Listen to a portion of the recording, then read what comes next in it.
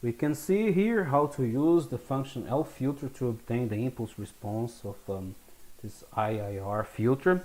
So we are importing SciPy signal to use this lFilter function. We are importing matplotlib pyplot to plot. So here we are defining this unit pulse as the input x of our signal.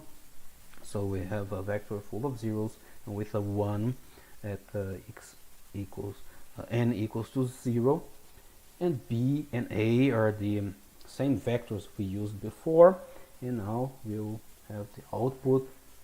We're filtering this unit pulse with the coefficients of our filter b and a, and we have here an exponentially decaying function. So we can see that indeed this exponential decaying function, so it's a sequence that p to the power of n. This is for p equals to 0.9.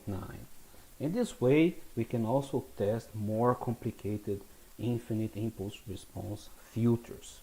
So this exponential decaying impulse response again shows the stability of the filter, even what was expected, because the pole of its transfer function in the z-domain is placed at z equals to 0.9, which is in fact inside the unit circle, so our filter is stable.